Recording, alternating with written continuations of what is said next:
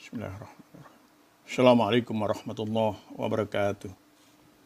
Alhamdulillahilladzi arsala rasulahu bil huda wa dinil haqq liyuzhirahu 'ala dini kullih walau karihal kafirun.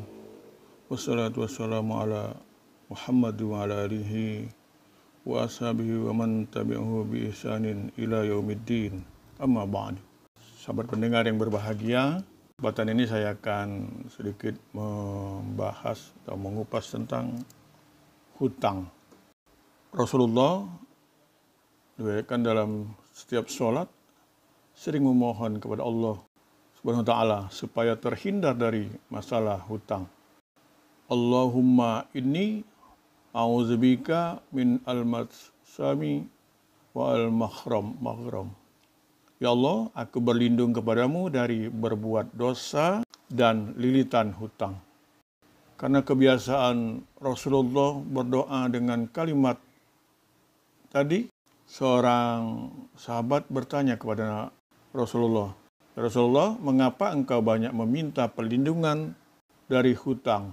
Jawab Rasulullah dengan tegas, sungguhnya seorang yang apabila sedang berhutang, ketika dia berbicara biasanya berdusta, dan bila berjanji sering mengingkarinya. Dalam hadis riwayat Imam Bukhari.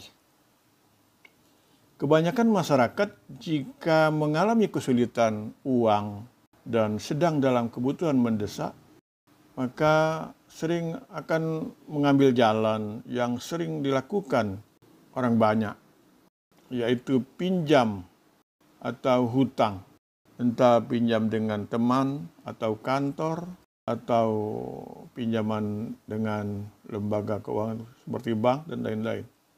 Kadang kita tidak menyadari bahwa hutang itu sebenarnya bisa membuat kita sedih dan pikiran tidak tenang.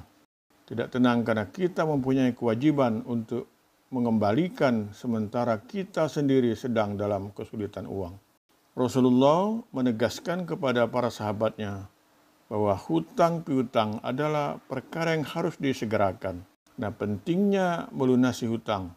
Rasulullah pernah mengajarkan doa kepada sahabatnya. Nah, doanya, Allahumma inni a'udzubika minal hammi wal hazan, wa a'udzubika minal ajzi wal kasl, wa a'udzubika minal jubni wal bukhli, wa a'udzubika min ghalabatid dani wa qahrir rijal. Ya Allah, aku berlindung kepadamu dari kegundahan dan kesedihan. Aku berlindung kepadamu dari kelemahan dan kemalasan. Nah, aku juga berlindung kepadamu dari sifat pengecut dan bakhil. Dan aku berlindung kepadamu dari lilitan hutang dan intimidasi orang lain. Dan ini terdapat dalam hadis riwayat Imam Abu Dawud.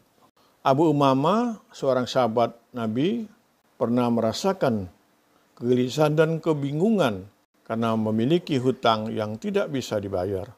Suatu ketika sedang duduk termenung di masjid, memikirkan hutang-hutangnya, lantas Rasulullah melihat sahabatnya langsung bersabda dan memberikan doa kepada Abu Umamah untuk diamalkan setiap pagi dan sore.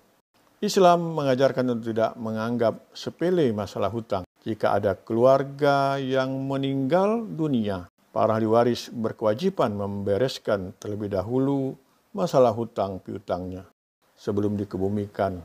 Karena sensitifnya masalah hutang ini sampai Nabi sendiri tidak segera mensolatkan mayat sebelum hutang-hutangnya dilunasi. Suatu ketika dihadirkan atau didatangkan jenazah kepada beliau, maka beliau bertanya, apakah orang ini punya hutang? Para sahabat menjawab, iya. Maka Nabi bersabda, solatkanlah saudaramu ini. Dan berkata sahabat Abu Qatadah, biar nanti saya yang menanggung hutangnya. Maka Rasul pun menyolatkan jenazah itu. Hadis riwayat Imam Bukhari. Hutang merupakan penghalang untuk mendapatkan ridho Allah untuk masuk ke surga. Hutang juga yang akan menggerogoti segala amal kebajikan yang dilakukan di dunia. Pahala jihad di jalan Allah adalah sebaik-baiknya pahala dan bekal di akhirat nanti. Dalam Islam, pahala jihad dapat menghapus segala macam dosa, tetapi bisa terhalang jika punya hutang. Sabda Rasulullah dalam riwayat Imam Muslim, seorang yang mati syahid akan diampuni segala dosa-dosanya, kecuali ada hutang. Oleh karena itu, marilah kita usahakan agar kita semua terhindar dari masalah hutang ini. Sebab orang yang berhutang cenderung berbuat tidak baik.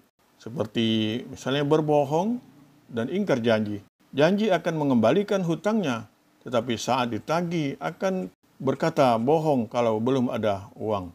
Padahal uang sudah di tangan, hanya mau digunakan untuk kebutuhan lainnya. Perilaku yang demikian bisa juga disebut menzolimi.